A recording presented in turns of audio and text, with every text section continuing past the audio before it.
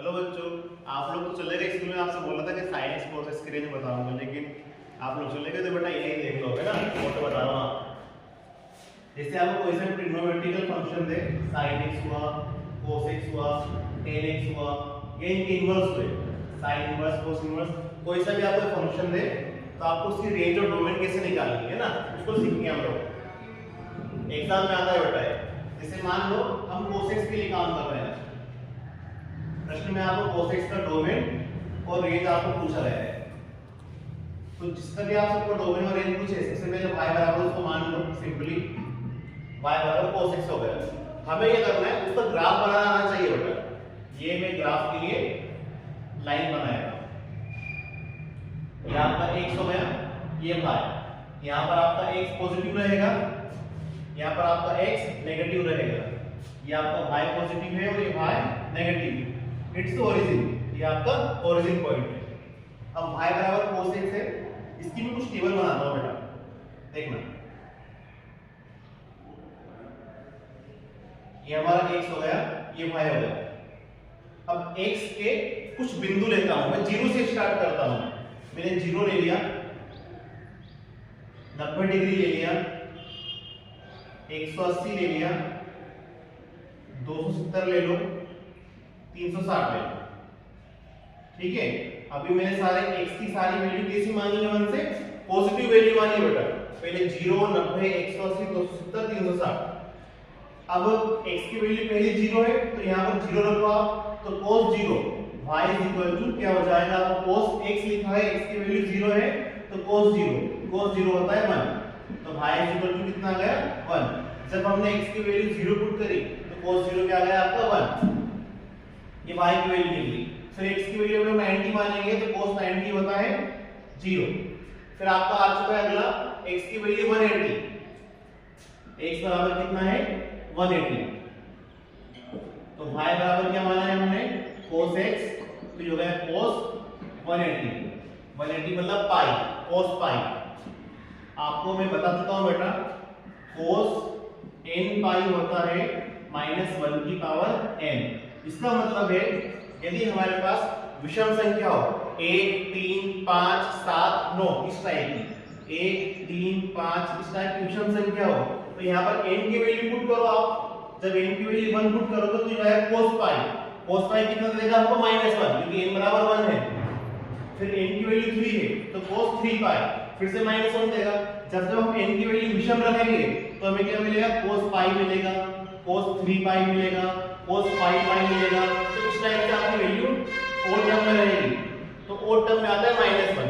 लेकिन अगर n की वैल्यू आपकी 2, 4, 6, 0, 8 इस टाइप से हो, सम संख्या हो 0 हो, तो यहाँ पर आपको क्या मिलेगा, cos 0, cos 2 पाई, cos 4 पाई।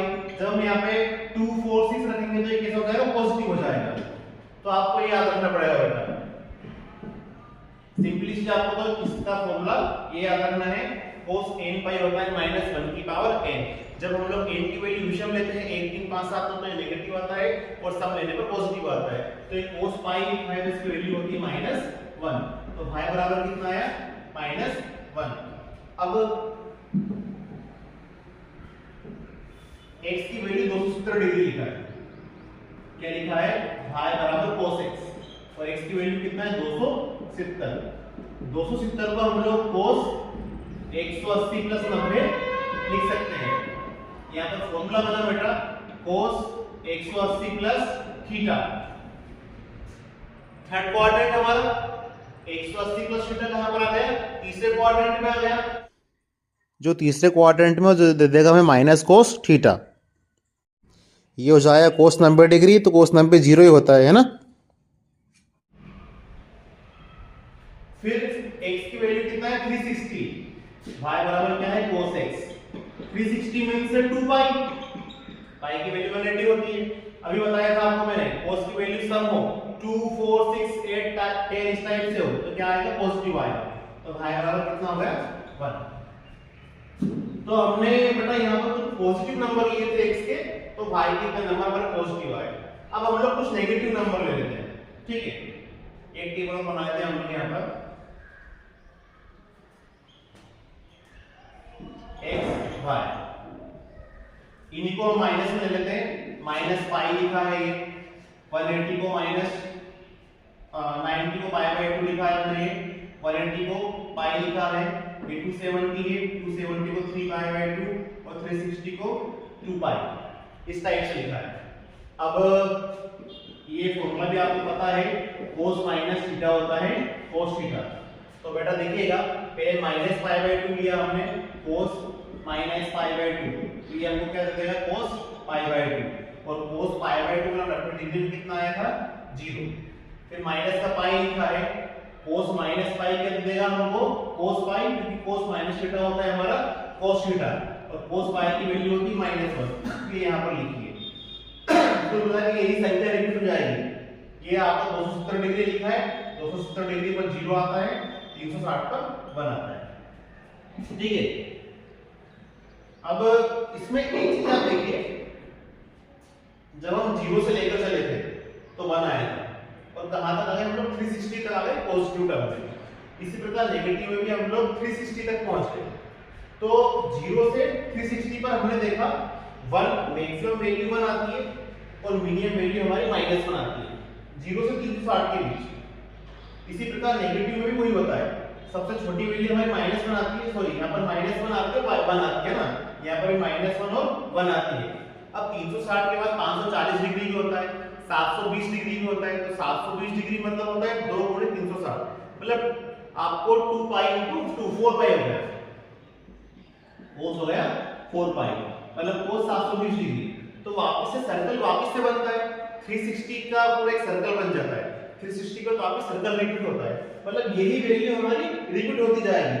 पहले देखो यहां सीरीज देखो 1 0 -1 0 1, फिर वही वापस आ जाएगा यहां पर 0 करके 0 -1 0 1, तो 0 -1 1 0 1 इस टाइप से आपकी संख्या आ रही है, ना तो 1 से बड़ी आ रही है और ना ही -1 से छोटी आ रही है, मैक्सिमम वैल्यू 1 पहुंच रही है, -1 छोटी वैल्यू आ रही है। अब इन नंबरों को हम लोग यहां पर नोट करेंगे। जैसे x की वैल्यू हमारी 0 थी, ये हमारा 90 डिग्री है, ये 180 डिग्री है, ये 270 डिग्री है और ये 360 है। इसी प्रकार यहां पर माइनस के -π/2 -π -3π/2 -2π, ठीक है। अब y अक्ष में तो 0 लिखा है, पॉजिटिव 1 ये पॉजिटिव 1 आ गया, और -1 ये हमारा माइनस का 1 आता है। अब हम लोग इसको चित्र बनाते हैं बेटा। पहली वैल्यू है x की वैल्यू 0 और y की वैल्यू 1, x की वैल्यू 0 और y की वैल्यू 1, इसको इस तरह बनाना है। On the y axis equation of x is equal to 0, जो y अक्ष पर होता है x का समीकरण क्या होता है 0, आपको x 0 कहां मिलेगा y पर मिलेगा, और देखो x की वैल्यू क्या है 0 और y की वैल्यू 1, y की वैल्यू 1 तो ये हो गई और x 0 भी यहीं पर मिलेगा हमें इस अक्ष पर, तो एक बिंदु तो आपका ये हो गया। दूसरा बिंदु है 90, x की वैल्यू 90 ये है, ठीक है, y 0, हाँ इस एक्सिस पर y 0 मिलेगा, दूसरा बिंदु ये हो गया। तीसरा है x की वैल्यू 180, ये है 180, और y की वैल्यू -1, y की वैल्यू -1, ये आगे गया, ये इधर आया, ये नहीं बिंदु, इनका कटान बिंदु जो प्रतिशत बिंदु हमें यहां मिलता है, ठीक है। फिर 270 पर वापस हम पहुंच गया 0, ये 270 लिखा है, वापस 0 पहुंच गया। 360 पर 1, 360 पर ये 1 है, ये यहां से इसको मिलाओ लाइन से, यहां पर मिलेगा, इसका चित्र देखो इस टाइप से इसका चित्र बन रहा है आपका, ठीक है। माइनस पे आते हैं, 0 -π/2 ये लिखा, -π/2 पर 0 ये आ गया, -π -1 ये यहां पर आया, ये -1 यहां बन रहा है, ये बना दिया, -3π/2 0 वापस ये बनेगा, -2π 1 -2π 1 ये यहां बनेगा, इस टाइप से बनता है। यहां हमने देखा ग्राफ चालू होता है, ठीक है, ऊपर मैक्सिमम वैल्यू 1 है, कितनी वैल्यू है मैक्सिमम वैल्यू 1, ये नीचे धक्का दे देता है -1 को, जब नीचे आता है, नीचे आने की कोशिश करता है ग्राफ तो -1 तक आता है, फिर जब ऊपर जाता है तो फिर 1 पे चला जाता है। यहाँ से 1 से स्टार्ट करा इसने, यहाँ से ग्राफ को नीचे गिराया गया जो -1 तक आता है, -1 से इसको फिर पुश किया गया तो +1 तक आता है, लेकिन 1 से वापस नीचे आ जाता है -1 तक, फिर ऊपर वापस +1 चला जाता है। ठीक है, तो y एक्सिस जो है 1 से -1 तक पहुंचता है, ये -1 से 1 तक पहुंचता है, इसकी जो लिमिट है -1 से 1 है। आपको दो चीज ध्यान रखनी है बेटा, जो आपको रेंज है वो देखनी है y अक्ष पर। ठीक है, तो y अक्ष पे आपकी लिमिट, आपकी रेंज क्या हो गई है, -1 मिनिमम और +1 मैक्सिमम। अभी मैंने यहाँ पर ऐसा ब्रैकेट लगाया है, इसका भी हम देखेंगे, ये हमारी रेंज हो गई। देखा आपने -1 से +1। आपको जो 4 डोमेन है, ये आपको प्रांत है, ये परिसर था, आपको प्रांत जो है x अक्ष पर देखना है। अब x अक्ष देखिए, x अक्ष ये x अक्ष पर, अच्छा यहाँ पर इंफिनिटी लास्ट में, पॉजिटिव इधर या नेगेटिव इंफिनिटी संख्या रहती है, जब पॉजिटिव चले गए इधर नेगेटिव चले गए, इंफिनिटी होता है। तो संख्या हमने देखी पहले 0 ली, फिर π/2 ली, 0 पे π/2 से नीचे आ रहा है पाई, 3π/2, 2π, फिर कुछ 4π, 6π, 8π, संख्या तो अनलिमिटेड है, संख्या एक अक्ष पर जाती ही जाएगी। कहां तक जाती जाएगी, इंफिनिटी तक। पॉजिटिव डायरेक्शन में भी इंफिनिटी की ओर अग्रसर हो जाएगी और नेगेटिव डायरेक्शन में भी इंफिनिटी की ओर अग्रसर होगी। इसका मतलब है इसका प्रांत क्या हो गया हमारा, इधर मैक्सिमम वैल्यू क्या आ रही है हमारी, यहाँ पर माइनस इंफिनिटी, सॉरी मतलब कहां तक जा रहा है, माइनस इंफिनिटी, और ये कहां तक जा रहा है, इधर पॉजिटिव इंफिनिटी तक। यहां पर लगाया मैंने छोटा ब्रैकेट, क्यों, यहां बड़ा ब्रैकेट क्यों, ये आपको बताया जाएगा। अच्छा, एक जो r मींस रियल लाइन। ठीक है, जब रियल नंबर रियल लाइन होते हैं, इंफिनिटी टू इंफिनिटी होते हैं, तो माइनस इंफिनिटी या पॉजिटिव इंफिनिटी को r भी बोला जाता है। तो आपका प्रांत हो गया r और आपका जो परिसर हो गया -1 से 1। ठीक है बेटा, ये सब किसी को भी निकाल सकते हैं। अब यहाँ पर मैंने ये ब्रैकेट लगाया और ये ब्रैकेट लगाया, आई थिंक आपको ये समझ में बेटा आ रहा होगा। हम साइन एक्सपेंड करके देख लेंगे, इसको नोट कर लीजिएगा। तो आपको एक बताया था मैंने, ओपन सेट और क्लोज सेट, आपको भी एग्जाम में दिया था मैंने। ओपन खुला या विवृत, इसके नाम है क्लोज्ड समृत या बंद। ठीक है, अब इन केबल को डायग्राम में, तो जो ओपन सेट है, ओपन सेट की डेफिनेशन ये वाली है। ओपन सेट को छोटे ब्रैकेट अथवा इस टाइप से खुला ब्रैकेट ये दर्शाते हैं। ये ओपन सेट का सिंबल है, या तो छोटा ब्रैकेट इस टाइप से खुला, और जो क्लोज्ड है, क्लोज्ड की डेफिनेशन ये है, इसको बड़े ब्रैकेट द्वारा दर्शाया जाता है। अब इनमें छोटा सा डिफरेंस है बेटा, ओपन सेट में इसका अर्थ ये छोटे ब्रैकेट का, जो x है a से बड़ा है लेकिन b से छोटा।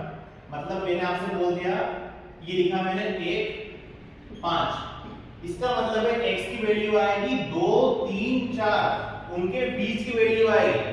x जो है इन बाउंड्री पॉइंट्स को टच नहीं करेगा, उनके बराबर नहीं होगा। x की वैल्यू 2 3 4 आएगी आपकी। लेकिन अगर मैं इसी को ऐसा लिख दूं तो x की वैल्यू 1 भी आएगी और 5 भी आएगी, मतलब बाउंड्री पॉइंट को टच करता है। यहाँ पर वही लिखा मैंने, आपकी जो रेंज है 1 को टच कर रही है, इसलिए मैंने बड़ा ब्रैकेट लगाया इधर की तरफ। -1 को भी टच करेगी, यहाँ पर -1 तक आ रही है, इसलिए यहाँ मैंने बड़ा ब्रैकेट लगाया आपका क्लोज्ड वाला। क्लियर। दूसरा ओपन सेट में मैंने दोनों तरफ लगाया छोटा ब्रैकेट, ओपन सेट वाला, मतलब बाउंड्री को टच नहीं करेगी। ऐसी कोई सी भी संख्या नहीं है जो इंफिनिटी के बराबर है, संख्या अग्रसर है उसकी ओर, लेकिन इंफिनिटी के बराबर संख्या नहीं होती है। तो जो आपका प्रांत होगा -∞ इन्फिनिटी के बीच होगा, रियल नंबर्स होंगे, जो भी नंबर्स होंगे, और आपकी रेंज होगी -1 से 1 होगी। तो आई थिंक बड़ा समझ में आ गया होगा आप लोगों को। अगर नहीं आया तो कमेंट बॉक्स में बता दीजिए, मैं इसके बारे में कुछ और भी बता दूंगा। अभी आपको मैंने ना sine 180 plus theta cos 180 minus theta वाला टॉपिक भी बता दिया था, आपको वो नहीं आया तो मैं आपको वो भी बता दूंगा। इसको अच्छे से नोट कर लीजिए, कोस एक्स साइन एक्स से बाद में बता दूंगा आपको, ठीक।